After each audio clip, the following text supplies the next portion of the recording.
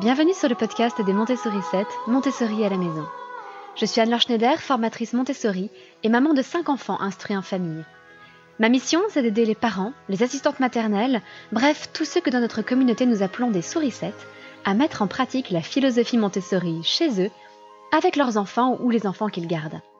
Dans ce podcast, nous parlerons donc de pédagogie Montessori, mais aussi de discipline positive, d'instruction en famille, ce que l'on appelle aussi l'école à la maison, de co-schooling et de bien d'autres choses encore.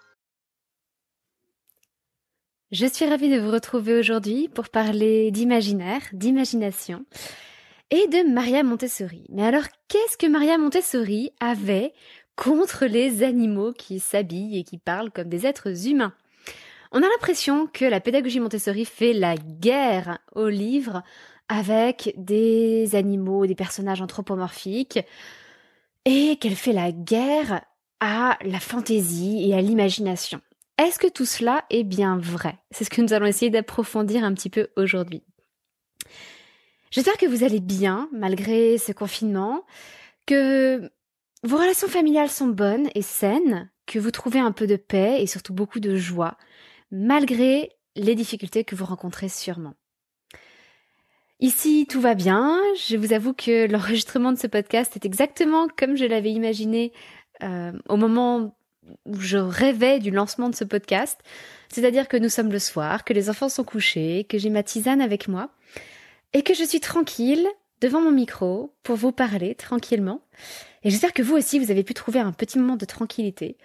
Ou alors que vous vous rendez utile, que vous réussissez à accomplir des tâches ménagères dans la maison ou des tâches manuelles, tout en m'écoutant aujourd'hui. Je voudrais aussi remercier de tout cœur Maïlis qui a laissé ce très gentil avis sur iTunes ou sur Apple Podcast. Elle dit qu'elle est enchantée de ce format. Je recommande des yeux fermés d'écouter Anne-Laure nous parler de la pédagogie Montessori ainsi que de l'éducation en général, et je salue son initiative de lancer des podcasts. C'est une excellente alternative, ou plutôt un excellent complément aux vidéos et articles des Montessori 7, puisqu'on peut l'écouter en faisant autre chose, bien utile dans nos vies de parents bien remplis, et cela évite à nos enfants de nous voir scotchés à un écran. Merci. Merci à toi Maïlis, et c'est exactement la raison pour laquelle j'ai envisagé ce podcast. C'est que je pense que c'est le format qui convient le mieux aux familles actives d'aujourd'hui. Donc, je suis particulièrement heureuse que ça vous convienne. Et n'oubliez pas que pour le lancement de ce podcast, j'organise un petit concours un peu spécial et qu'à partir du moment où nous aurons récolté 100 avis sur Apple Podcast, eh bien, je tirerai au sort parmi ces 100 avis un gagnant à qui j'enverrai 2 jeux des éditions La Caverne, le jeu Dynastie, le temps des Mérovingiens, et le jeu mystique, Les Saints de la Légende dorée, qui sont 2 jeux de société que j'aime énormément. Mais attention, le temps passe vite et on a déjà, je crois, 24 avis. De jour en jour, il y en a davantage. Donc si vous voulez avoir une chance de remporter ces 2 jeux, il faut aller sur Apple Podcast, laisser une note et un avis. Et si vous n'avez pas d'appareil Apple, eh bien vous pouvez sur votre PC télécharger l'application iTunes et laisser un avis là aussi. Cela marche également. Alors restez bien jusqu'à la fin aussi parce que je vous parlerai d'une petite activité qui en ce moment plaît beaucoup à nos enfants et qui sait, qui pourra peut-être plaire aussi aux vôtres. Alors revenons-en au cœur de notre podcast d'aujourd'hui. L'imaginaire, l'imagination. Et tout d'abord, est-ce que Maria Montessori était contre l'imagination ? Est-ce qu'elle détestait, comme on le dit souvent, les contes de fées et les animaux qui parlent ? En fait, pas du tout. Maria Montessori était une femme cultivée et il se trouve qu'elle aimait les contes de fées. Elle connaissait un grand nombre de contes de différentes cultures et traditions populaires européennes. Et je suis persuadée que lorsqu'elle était en Inde, car elle a vécu plusieurs années en Inde où elle était assignée à résidence, pendant la Seconde Guerre mondiale, je suis persuadée que là aussi, elle a découvert de très belles légendes, de très beaux contes indiens, de la tradition indienne. Mais alors, si elle aimait les contes de fées, pourquoi les interdit-elle pour les enfants ? Là aussi, ce sont des choses que l'on raconte mais qui ne sont pas vraies. En fait, Maria Montessori avait même inventé pour les enfants des petites histoires associées à certaines des activités Montessori. Par exemple, pour le cube du trinôme, si vous ne voyez pas à quoi ça ressemble, c'est une activité du domaine de la vie sensorielle, avec des cubes et des parallélépipèdes de couleurs que l'on assemble pour former un plus grand cube. C'est un petit peu compliqué, mais en gros, c'est une représentation géométrique de l'algèbre. Donc imaginez les équations très compliquées que l'on peut voir au niveau collège ou lycée, représentées sous la forme d'un puzzle et présentées uniquement comme un puzzle à des enfants de 3 ans. Donc c'est un matériel extrêmement riche. Eh bien, elle avait inventé pour ce matériel une histoire de 3 rois qui se rendaient visite, mais qui se méfiaient les uns des autres et qui souhaitaient être protégés par leurs soldats, chacun à son étage du château, etc., etc. Et un 4e roi qui arrivait, qui était le roi de la paix. Enfin, bref, une véritable histoire de conte de fées. Elle avait aussi inventé des petites histoires qui ressemblent un petit peu à ce qu'on pourrait imaginer si vous connaissez les alphas ou les multimalins, avec des symboles de grammaire transformés en petits bonshommes qui bougeaient. Et donc il y avait des petites histoires pour présenter les différentes natures de mots sous la forme de symboles de grammaire avec des petites jambes et des petits bras. Et les dessins ont été faits par elle-même. On a la trace de ces petites histoires illustrées qu'elle nous a laissées. Donc Maria Montessori n'avait absolument rien contre les histoires fantaisistes, l'imagination, les contes de fées. Pas du tout.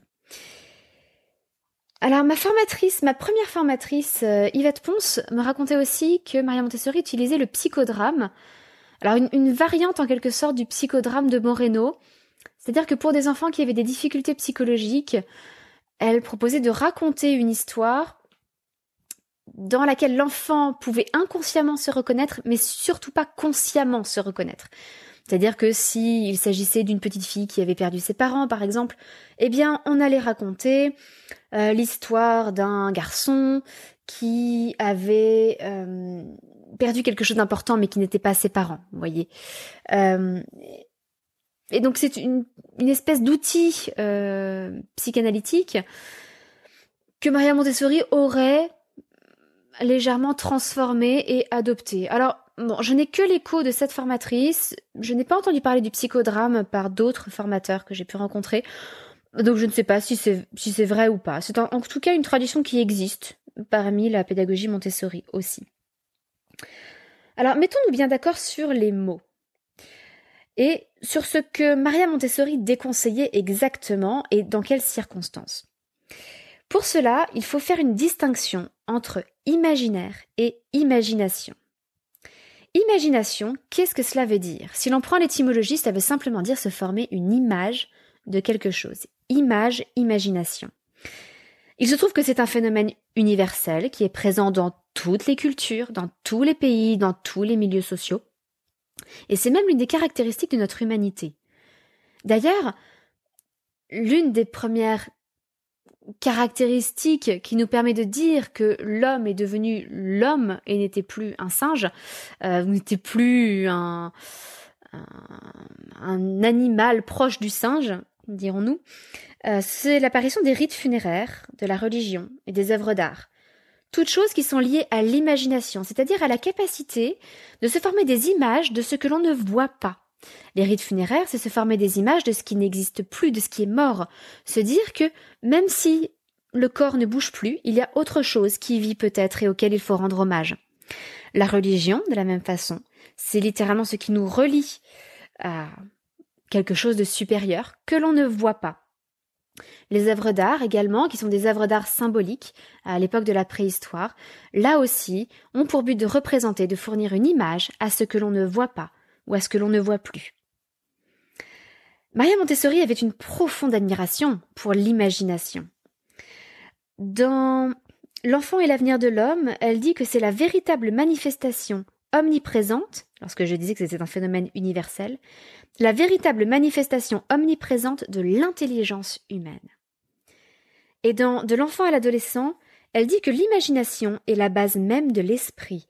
Elle élève les choses sur un plan supérieur, sur le plan de l'abstraction. Pour elle, l'imagination était en fait une forme supérieure d'esprit. C'est incroyable ça, c'est quand même très très beau ce qu'elle dit sur l'imagination.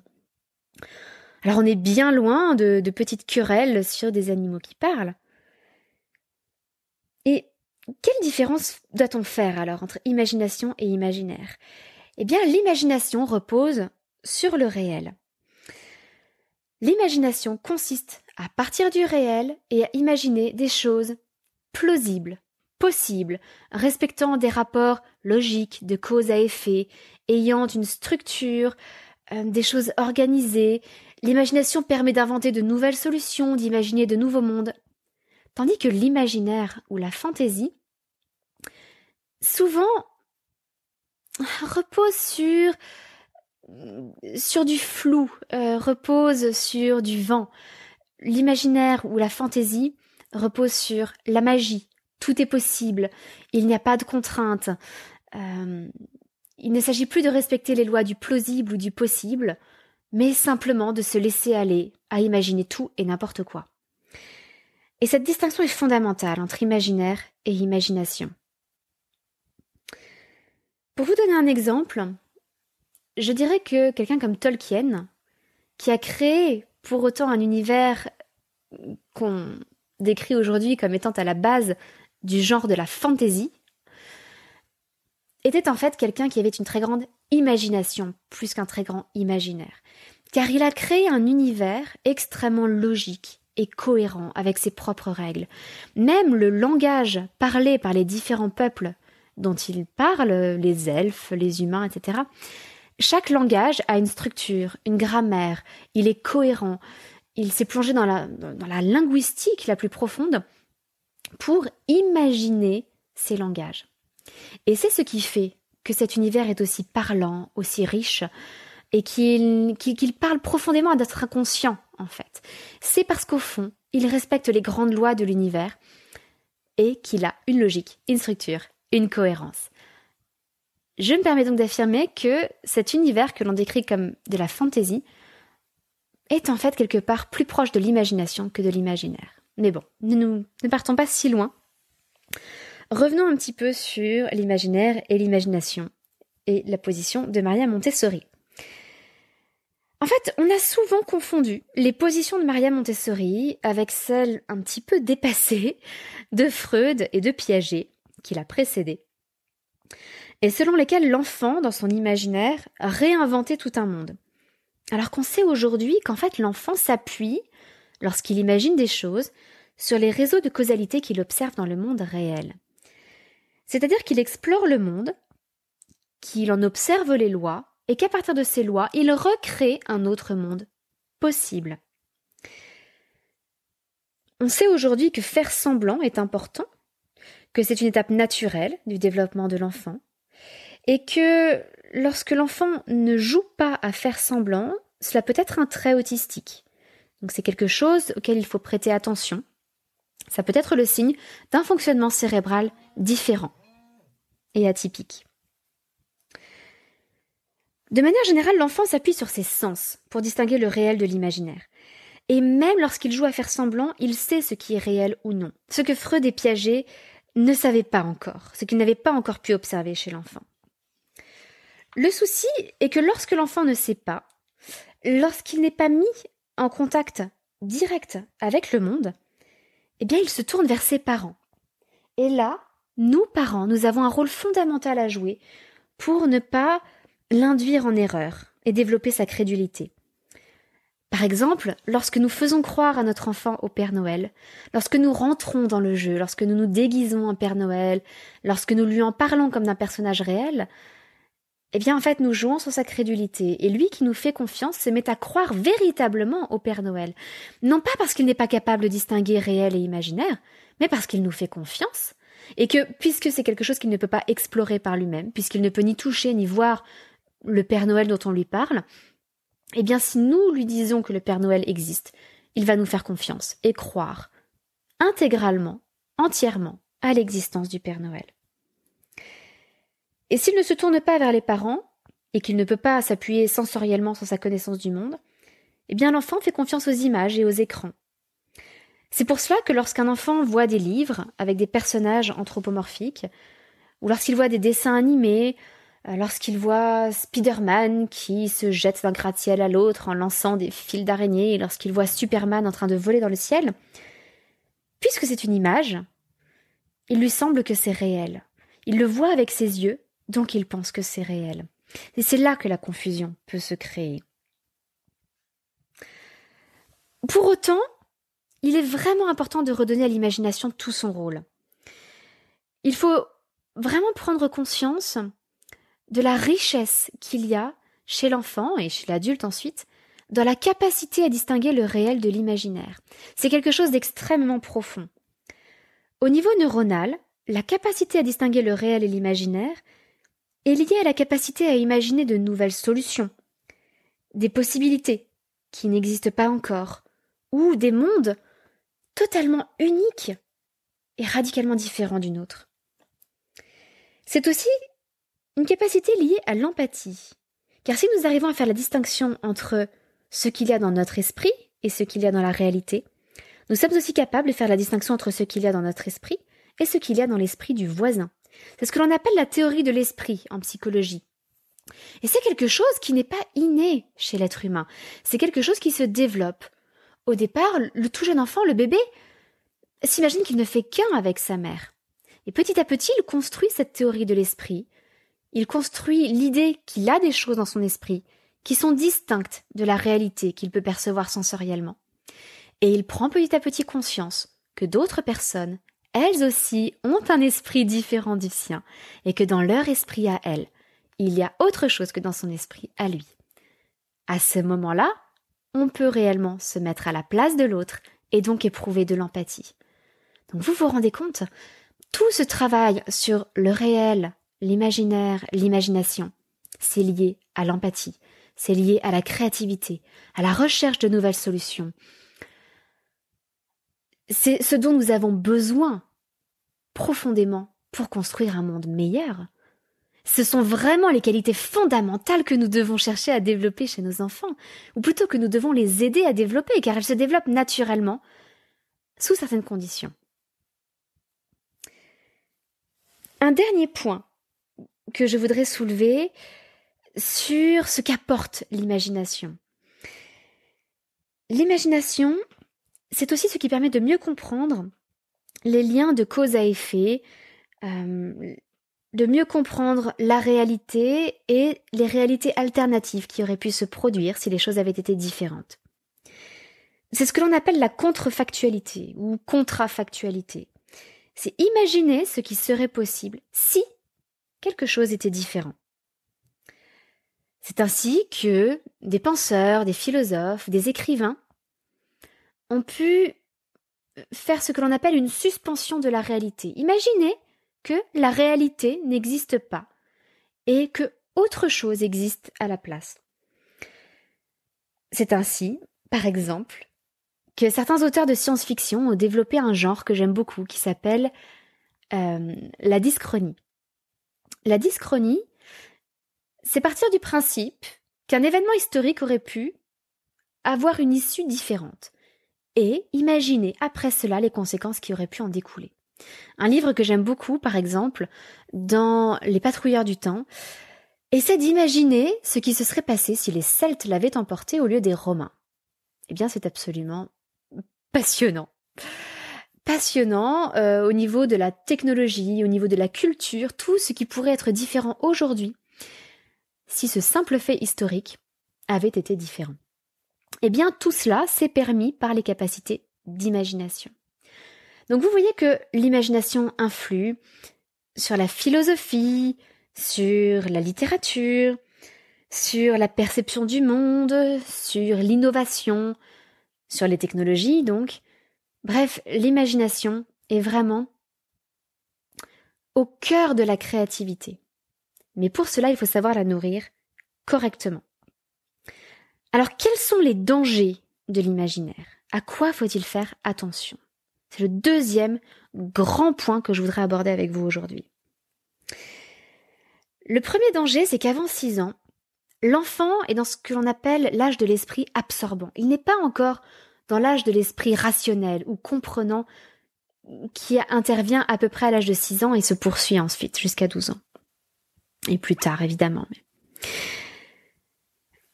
L'enfant, avant 6 ans, passe son temps à explorer le monde à travers ses sens. Et c'est pour ça que les activités Montessori proposent une telle richesse et une telle variété d'activités sensorielles. Parce que c'est ainsi que l'enfant va explorer le monde, comprendre le monde, émettre des hypothèses et l'étudier en fait comme un petit scientifique étudierait une planète inconnue sur laquelle il débarquerait. L'enfant va tester les lois de la physique, va faire des inductions en se disant « Alors, à chaque fois qu'il se passe ceci, j'observe cela. Il y a donc sûrement un rapport de cause à effet. » Et l'enfant analyse, et l'enfant crée des liens, et l'enfant classifie. L'enfant est un scientifique. Dans L'enfant et l'avenir de l'homme, Maria Montessori explique que vers 5 ans, l'enfant entre dans une période de l'imagination, qu'elle décrit comme le moment où l'enfant se met à construire des éléments mentaux. Et elle précise que cette construction se fonde sur des éléments recueillis dans l'environnement. L'enfant ne part pas de rien, il part des petits blocs de construction qu'il a pu réunir à travers ses perceptions. Et c'est à partir de ce qu'il a recueilli dans l'environnement, de ce qu'il a perçu du monde, qu'il va construire d'autres choses. Il est donc particulièrement important de lui proposer des explorations sensorielles riches. Et il faut être conscient que l'enfant, surtout dans le monde dans lequel nous vivons, va aussi absorber des choses qui sont fausses ou qui n'existent plus. Je vais vous donner quelques exemples. Il faut donc faire très attention à ce que l'enfant va absorber pour ne pas l'induire en erreur. Un jour, nous parlions avec mon aîné et il m'a dit quand je serai grand, je me ferai une armée de chevaliers et je demanderai il a cité des noms de cousins et des noms d'amis, de venir avec moi. Et je lui dis, mais tu sais que les chevaliers n'existent plus, qu'il n'y a plus de chevaliers aujourd'hui? Les chevaliers vivaient au Moyen-Âge, mais ils ont existé, mais ils n'en existent plus aujourd'hui. Et là, il est tombé des nues. Et pourtant, il avait 7 ans.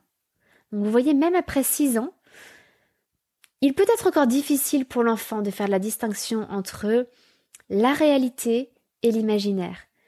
Ici, c'était un peu plus subtil, puisqu'en fait, il avait du mal à faire la différence entre la réalité d'aujourd'hui et la réalité d'autrefois, et à comprendre que certaines choses qui ont existé n'existaient plus aujourd'hui. J'ai également l'exemple de la fille d'une amie, une amie qui aime beaucoup encourager l'imaginaire chez ses enfants, les livres qui proposent des univers très fantaisistes, des livres avec beaucoup de fées, de sorcières, de jeunes personnages qui vivent des aventures magiques et extraordinaires. Et elle proposait ça à ses enfants, y compris très jeunes. Et l'une de ses filles, je crois qu'elle avait 5 ou 6 ans à l'époque, a disparu un jour de la maison. Et ce n'est que quelques heures plus tard que ses parents l'ont retrouvée. Et en fait, elle était partie seule sur les falaises, non loin de chez elle. Mais elle se sentait parfaitement en sécurité, parce qu'en fait, c'est exactement le genre d'aventure que l'héroïne de ses romans préférés vivait. Si je vous donne cet exemple, c'est aussi pour vous mettre en garde contre les réels dangers que peuvent poser certains mondes imaginaires. Certains enfants peuvent se prendre pour Superman et sauter par la fenêtre. C'est tragique, et ça arrive. Certains enfants peuvent se prendre pour un super-héros, peuvent se prendre pour une fée, peuvent s'imaginer être une sirène et sauter dans la piscine. Soyons attentifs à tout cela. Et même s'il nous paraît amusant, distrayant ou léger que nos enfants s'amusent dans des univers imaginaires et plongent dans des univers fantaisistes, n'oublions pas de vérifier avec eux s'ils ont vraiment conscience de ce qui est réel et de ce qui est imaginaire. Leur avons-nous vraiment expliqué ce qui était vrai et ce qui était purement inventé et imaginaire? En l'occurrence, en proposant ce genre de livre, peut-être qu'il serait utile de prendre un moment avec l'enfant et de lui dire « Cette petite fille, dans le livre, elle vit des aventures extraordinaires, elle part en forêt toute seule, mais est-ce que tu crois que ce serait prudent dans la vie réelle ?» C'est important, vraiment. Ne surestimez pas la capacité des enfants à faire la distinction parmi tout ce qu'ils perçoivent entre ce qui est réel ou fictionnel. Il y a un âge où tout ce que les enfants perçoivent par leur sens, ils le prennent pour argent comptant. Et quand ils lisent, quand ils regardent des images, lorsqu'ils voient des films, ils peuvent s'imaginer que c'est la réalité. Bon. Pour passer à un sujet un petit peu plus léger, je voudrais vous donner un dernier exemple. Un exemple personnel, vous allez peut-être me trouver absolument ridicule, mais bon, c'est comme ça m'est arrivé un jour. J'avais à l'époque 10 ans, j'étais au collège, j'avais un petit peu d'avance, et un jour, j'aimais beaucoup les dessins animés Disney. Je me suis dit, mais pourquoi est-ce que dans les dessins animés Disney, au beau milieu d'une phrase, les personnages se mettent-ils à chanter? Et tout le monde dans le dessin animé a l'air de trouver ça normal. Vous avez Belle, dans La Belle et la Bête. C'est un de mes personnages préférés, peut-être parce qu'elle lisait tout le temps. Qui se met à chanter en lisant un livre. Et puis tout d'un coup, elle arrive dans le village et elle continue à chanter. Et tout le monde se met à chanter autour d'elle. J'avais 10 ans. Figurez-vous que je me suis dit, mais peut-être qu'il y a une règle cachée que je ne connais pas dans ce monde qui veut que si on se met à chanter, eh bien tout le monde connaît cette règle et se met à chanter avec vous. Et donc, à la récré, dans la cour de mon collège, je me suis mise, alors que quelqu'un me posait une question, je lui ai répondu en me mettant à chantonner. Voilà, vous imaginez bien que je me suis rendue absolument ridicule et que tout le monde m'a regardée avec des grands yeux. Et encore, la chance que j'ai eue, c'est qu'il n'avait aucune idée de ce qui m'était passé par la tête à ce moment-là, parce que s'il s'était imaginé que je me prenais pour une héroïne Disney et que tout le monde dans la cour allait chanter avec moi, je crois que ma réputation n'aurait pris un coup jusqu'à la fin du collège. Là, heureusement, quelques jours après, c'était oublié, mais c'est encore une humiliation cuisante. Bon, j'ai une grande tendresse pour la petite fille que j'étais à cette époque, donc je n'ai pas de regrets. Mais c'est pour vous dire que même à 10 ans encore, on peut se poser des questions sur ce qui est réel ou non. Un autre danger de l'imaginaire à travers les contes de fées ou les histoires fantaisistes que l'on propose aux enfants, c'est qu'en fait nous venons plaquer notre imaginaire ou l'imaginaire d'un auteur spécifique sur celui des enfants, et qu'ainsi nous le limitons. En fait, l'imaginaire des enfants n'est jamais aussi riche que lorsque vous leur donnez des bâtons et que vous les laissez courir dans la forêt librement. Mais là aussi, vous observerez peut-être qu'ils reprennent volontiers les grandes aventures de leurs héros favoris. Donc il faut faire particulièrement attention à tout cela. Est-ce que nous cherchons à développer leur créativité, à développer leur imaginaire en leur proposant des livres de fantaisie?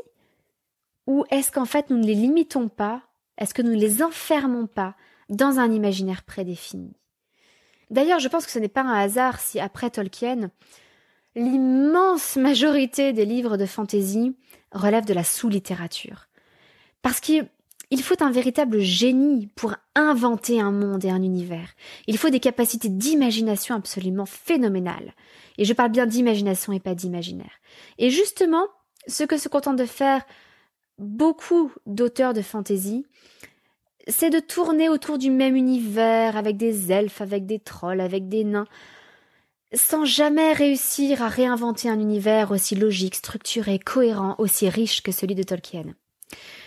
Encore une fois, ils s'enferment dans un imaginaire et ne sont pas capables par leur imagination d'aller plus loin. Dernier danger, c'est qu'il ne faudrait pas abuser de la crédulité de nos enfants pour nous faire plaisir à nous-mêmes. Nous aimons parfois la période de Noël parce qu'elle nous rappelle la magie de notre enfance. Peut-être que certains parmi nous ont de bons souvenirs du Père Noël, de l'attente des cadeaux, et voudraient recréer cette magie pour leurs enfants. Est-il pour autant légitime de les faire croire au Père Noël? Pour moi, c'est abuser de leur crédulité, c'est trahir leur confiance.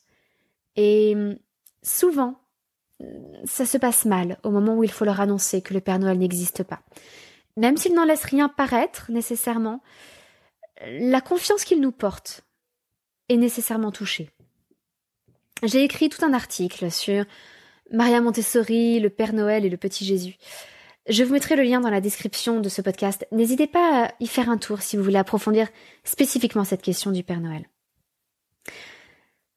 Bon, nous avons abordé des sujets profonds, à savoir le rôle de l'imagination, ce qu'était l'imagination, l'imaginaire et ce qu'en pensait Maria Montessori. Je vous ai parlé des dangers de trop d'imaginaire ou de livres avec des personnages anthropomorphiques, des animaux anthropomorphiques, d'un univers trop fantaisiste, du Père Noël, des contes de fées, etc. Mais alors, que faire concrètement en tant que parent? Ou en tant qu'assistant ou assistante maternelle, d'ailleurs. Car toutes les personnes qui gardent nos enfants jouent un rôle fondamental aussi dans leur construction et leur développement. Première chose que nous pouvons faire, c'est de sélectionner les livres que nous faisons lire à nos enfants avec soin. Attention à l'anthropomorphisme. C'est difficile. J'en suis bien consciente car aujourd'hui l'immense majorité des livres utilisent des animaux plutôt que des enfants. Et je me demande bien pourquoi. Est-ce que c'est parce que c'est plus facile à dessiner? Parce qu'on se dit que l'enfant se reconnaîtra plus facilement, inconsciemment, dans un bébé lion, dans un petit ours brun ou autre, que dans une figure d'enfant? Ça me paraît très curieux. Je pense que c'est par facilité, parce qu'on trouve ça plus mignon, parce qu'on sait que les animaux plaisent aux enfants et donc on va leur dessiner des animaux. Mais ça n'est pas forcément bon pour eux. C'est dommage car il y a d'excellents livres. J'aime énormément par exemple l'univers de Babar. Mais Babar, c'est un éléphant qui porte un costume vert et marche dans la rue et parle avec des êtres humains. Cornelius, l'un des personnages de Babar, porte des lunettes. Enfin, c'est très particulier comme univers. Alors, on ne peut pas totalement isoler nos enfants d'un univers imaginaire et des animaux anthropomorphiques. Dans ce cas-là, si les enfants à la bibliothèque ou chez des amis sont confrontés à ces univers, prenons simplement le temps d'analyser avec eux. Nous avons des babars à la maison, par exemple. Mais à chaque fois, avec nos jeunes enfants, j'ai pris le temps avec eux de regarder les images, de leur dire « Oh, c'est amusant quand même. Est-ce que tu crois qu'un éléphant mettrait un costume pour marcher dans la jungle, dans la savane? Et est-ce que tu crois qu'il y a des maisons comme ça pour les éléphants ?» Bref, déconstruisons avec eux ce qui est purement imaginaire. Rigolons-en comme d'une bonne blague. Car c'est ça, au fond, l'imaginaire. C'est une complicité autour d'une invention de l'esprit. Et puis, essayons de revenir aussi à ce qu'est la réalité.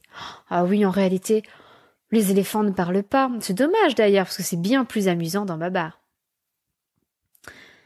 Que pouvons-nous faire également? Peut-être éviter de faire croire des choses fausses à l'enfant, comme le laisser croire au Père Noël, à la petite souris, ou bien d'autres choses encore. Il y a plusieurs degrés, évidemment.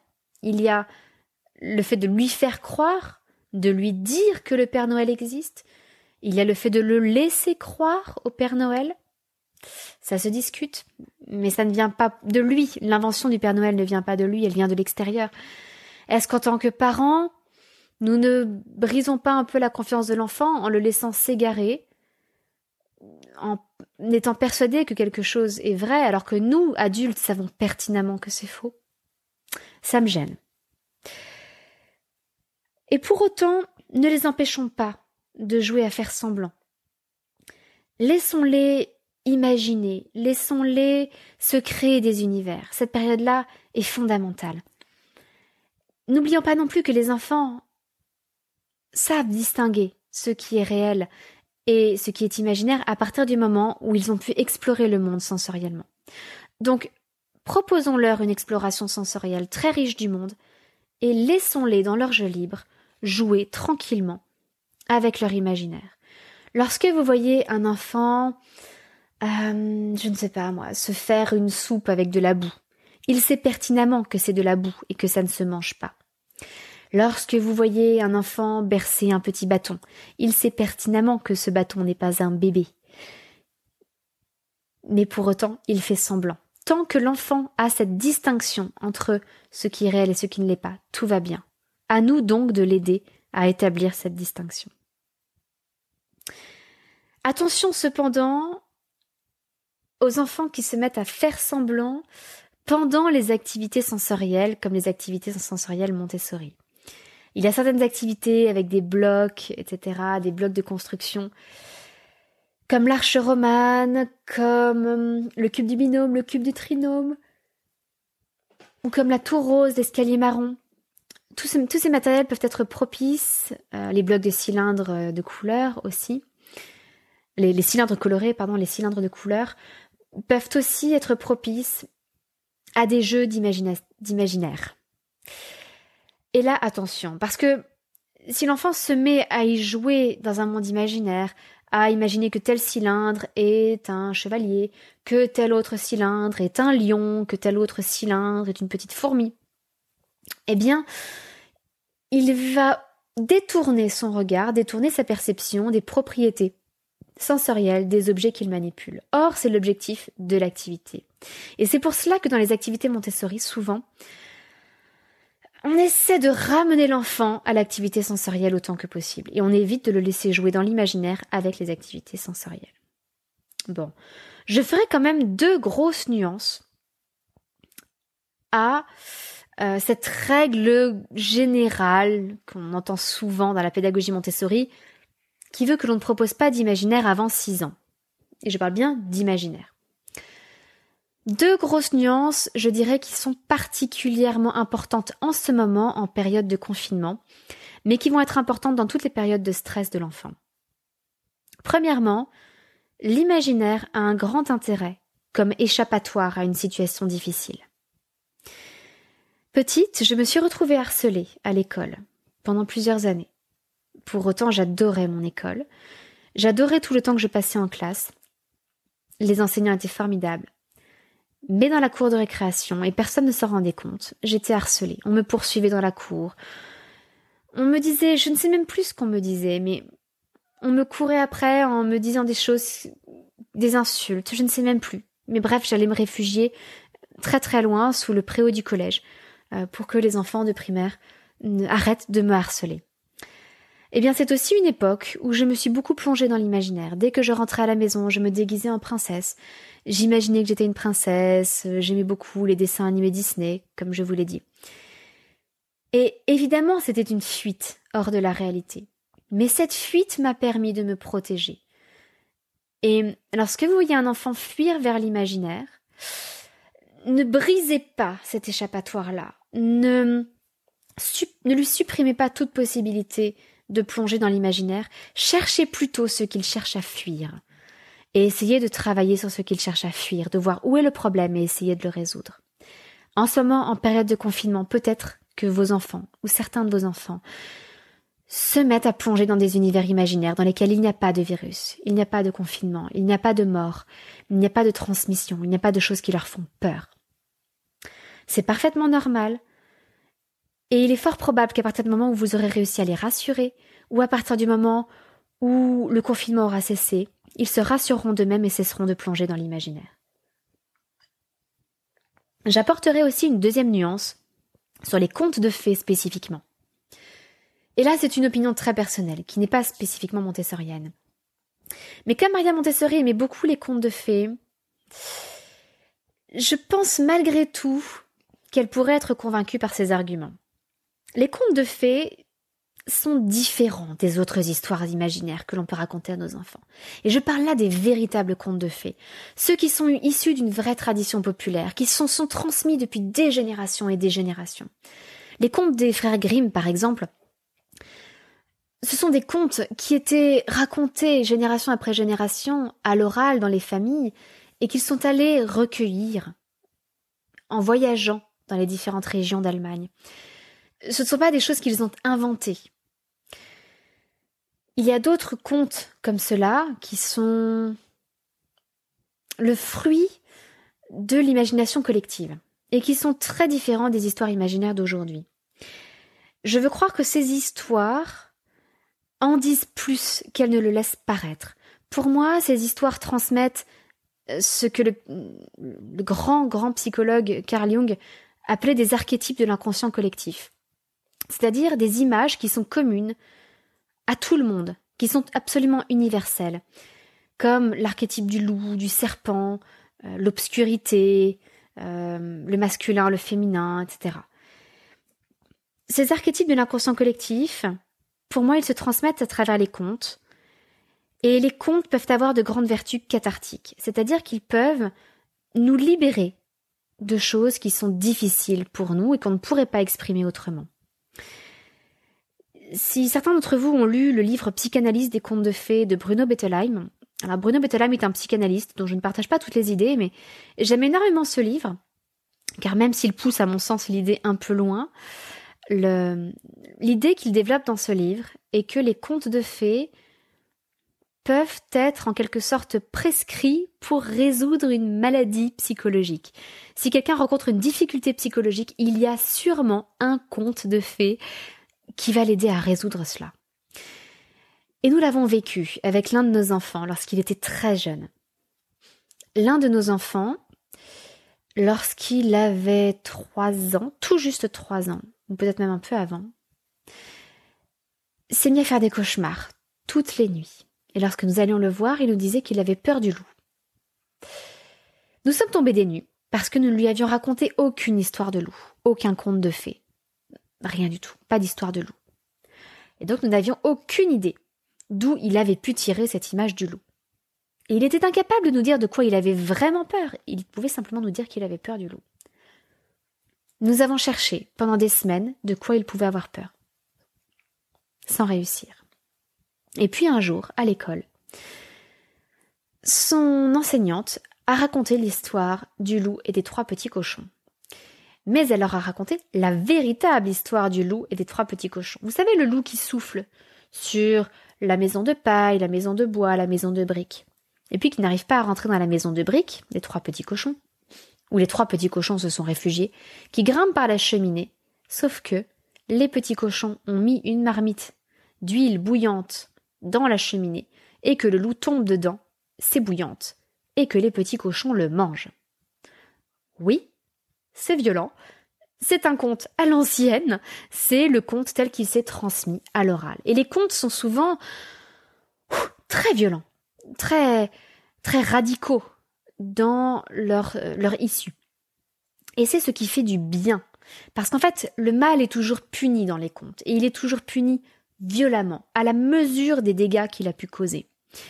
Et ça satisfait le besoin de justice, ça rétablit en quelque sorte l'ordre dans le monde intérieur de l'enfant, ou même de l'adulte d'ailleurs. Eh bien, ce qui nous a frappé, c'est que notre fils nous a parlé de cette histoire, et que ça l'avait énormément rassuré. Pour autant, nous n'avions pas réussi à trouver l'origine profonde de ces vraies peurs, mais le fait d'avoir abordé la question d'un point de vue symbolique, en parlant du loup qui s'était ébouillanté dans la marmite des petits cochons, et en ayant mis en évidence le fait que 3 petits cochons, tout simples, tout petits, avaient réussi à se venger d'un loup méchant, cruel, qui voulait les manger, et avaient réussi à rétablir la justice dans le monde. Ça l'avait profondément rassuré. Il continuait encore toutefois à faire des cauchemars. Alors un jour, nous avons voulu tenter quelque chose. Ça n'était peut-être pas dans l'esprit montessorien, mais c'est pour ça que je vous dis que j'apporte des nuances à cette position, parfois très stricte sur l'imaginaire. Nous sommes partis en balade en forêt, et nous avons fait semblant de chasser le loup. Alors nous avons chanté la petite chanson « Promenons-nous dans les bois pendant que le loup n'y est pas ». Sauf que nous étions partis pour le chasser, le loup, et nous n'allions pas nous laisser faire. Nous avons fait semblant de chasser le loup et de le rapporter à la maison. Et puis, ce jour-là, il se trouve que j'avais prévu de préparer un plat que mon fils n'avait encore jamais goûté, des enchiladas. C'est un plat mexicain, et il ne l'avait jamais vu. Alors c'est un plat qui se prépare avec du poulet. Mais j'ai eu comme une intuition, j'ai tenté le coup, et je lui ai dit « Ce que je prépare, c'est le loup que nous avons chassé tout à l'heure. Et donc, voici le plat de loup. » Et il l'a mangé. Et il n'a plus jamais fait de cauchemar. On dirait un conte de fées, tel que je vous le raconte. Il était une fois un petit garçon qui faisait des cauchemars. Il avait peur du loup. Son papa et sa maman l'ont aidé à aller chasser le loup dans la forêt. Ils ont mangé le loup et ils vécurent heureux jusqu'à la fin des temps. C'est vraiment comme un conte de fées. Et pourtant, c'est ce qui s'est passé. Donc, oui, je le maintiens, même en puriste montessorienne, l'imaginaire a une portée symbolique que nous pouvons parfois utiliser de façon cathartique pour exorciser en quelque sorte les peurs de nos enfants. Donc si jamais vous vous retrouvez face à une difficulté que vous ne savez pas comment aborder avec votre enfant, utiliser le symbolique et l'imaginaire peut être une solution. Ça n'empêche pas de faire très attention et de ne pas pour autant plonger l'enfant dans un univers totalement fantaisiste et imaginaire, bien sûr. Bon, cet épisode est évidemment plus long que d'habitude parce que c'est un thème tellement riche, tellement mal interprété aussi par des gens qui connaissent mal la pédagogie Montessori, qu'il fallait que nous prenions le temps de parler de tout cela. Et puis, je voulais aussi vous parler d'une activité, comme je vous le disais en tout début de podcast, qui plaît beaucoup à nos enfants en ce moment et qui peut sans doute plaire aux vôtres. Il s'agit de faire du pain. Si vous avez écouté le podcast Confinement, une semaine dans la vie d'une famille IEF, je raconte un jour, le jeudi, que nous avions fait du pain, à la fois du pain sans levain et du pain avec levain, et je vous explique pourquoi dans le podcast. Et bien depuis, quasiment tous les jours, les enfants veulent nous faire du pain. Et quand je dis les enfants, je dis bien tous les enfants, de 2 ans et demi à 10 ans. Alors, comme nous ne pouvons pas faire 2 kilos de pain par jour, nous faisons quand même facilement, suivant les jours, 700 grammes à 1,2 kg de pain. Autant vous dire qu'il faut faire attention à votre poids si vous adoptez cette activité avec vos enfants, parce que le pain est souvent délicieux, mais très dense. En effet, ce ne sont pas des boulangers professionnels, ils ne savent pas pétrir le pain suffisamment bien pour qu'il soit aéré et moelleux. Donc le pain se retrouve assez dense, mais il est très bon. Alors quel est l'intérêt de cette activité de pétrissage du pain et de confection du pain, y compris pour les plus grands? Bien, tout simplement, c'est une activité qui développe la musculature de la main. C'est donc une excellente activité pour développer la motricité fine des enfants. Si vous vous amusez à pétrir votre boule de pain pendant un quart d'heure, vous les sentirez, les muscles de vos doigts. Donc de 2 ans et demi à 10 ans, ça reste une activité formidable. Oh, et je voulais aussi répondre à une des questions que nous n'avons pas pu aborder pendant l'épisode numéro 2, qui suis-je ? Lorsque mon mari m'interviewait pour répondre à toutes les questions, à la majorité des questions que vous m'aviez posées, l'une d'entre vous m'avait demandé est-ce qu'il m'arrivait de craquer en faisant l'instruction en famille et comment j'y remédiais. Alors j'y ai un petit peu répondu dans le podcast Confinement, une semaine dans la vie d'une famille IEF. Donc je vous invite à retourner voir cet épisode, qui est l'épisode 4, si je ne dis pas de bêtises. Et donc, si vous écoutez cet épisode, il y a un jour, dans cette semaine-là, où j'ai craqué, monumentalement. Et je vous explique pourquoi et ce que j'ai fait ensuite. Donc oui, ça m'arrive de craquer. Pour autant, je ne suis pas une personne patiente de nature, et c'est quelque chose qui se travaille. Donc il ne faut pas désespérer, même si on craque, je pense il y aura toujours des jours où l'on craquera. La question, c'est comment craquer le moins souvent possible et comment résoudre la crise le plus vite possible et le mieux possible pour rétablir la situation et surtout réparer les relations familiales aussi solidement que possible. Donc oui, il m'arrive de craquer comme tout le monde. Moins qu'avant, je craquais plus il y a quelques années. Et voilà, on s'améliore petit à petit, personne n'est parfait. Voilà, je vais vous laisser pour aujourd'hui. N'oubliez pas notre petit concours pour le lancement de ce podcast. Et si vous voulez gagner les 2 jeux dont je vous parlais tout à l'heure, le jeu mérovingien et le jeu des Saints de la légende dorée, n'oubliez pas donc d'aller mettre une note et un avis. Et attention, pensez bien à mettre un avis et pas seulement une note, car si vous ne mettez qu'une note, je ne pourrai pas vous tirer au sort. Je ne peux voir que les avis. Donc surtout, mettez bien un avis, même s'il ne s'agit que de quelques mots, pour que je puisse vous tirer au sort. Ou bien sur Apple Podcast, si vous avez un appareil Apple, ou bien sur l'application iTunes sur PC. Et dès que nous aurons atteint les 100 premiers avis, je tirerai au sort le grand gagnant. Je vous souhaite une excellente journée et je vous donne rendez-vous jeudi pour notre petite capsule Montessori qui sera évidemment beaucoup plus courte. À bientôt, votre petite sourisette, Anne-Laure.